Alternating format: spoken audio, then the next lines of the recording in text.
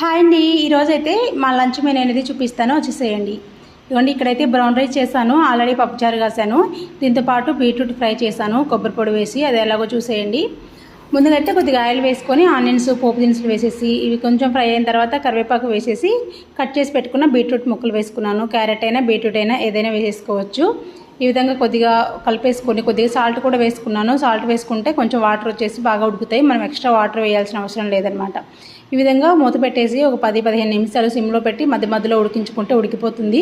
ఫైనల్గా అయితే కొద్దిగా ఎండు కొబ్బరి పొడి వేసాను, కొద్దిగా ఎక్కువగానే వేసానండి, ఫ్రైలో బాగుంటుందన్నమాట. ధనియాల పొడి అలాగే కారం వేసుకొని ఒకసారి కలిపేసి కొద్దిగా కొత్తిమీర కానీ కరివేపాకు కానీ వేసేసుకొని ఒక 2 నిమిషాలు మూత పెట్టి ఉడికించేసుకుంటే టేస్టీ బీట్రూట్ ఫ్రై రెడీ అయిపోతుంది. చాలా టేస్టీగా ఉంటుంది అండ్ హెల్తీ కూడా. ఇంకా మా లంచ్ మెనూ వచ్చేసి బీట్రూట్ ఫ్రై అండ్ మునక్కాయ పచ్చడితోటి బ్రౌన్ రైస్, అలాగే పప్పుచారు కూడా ఉంది కదా, ఇంకా పెరుగన్నము మామిడికాయ. Please like, share and subscribe.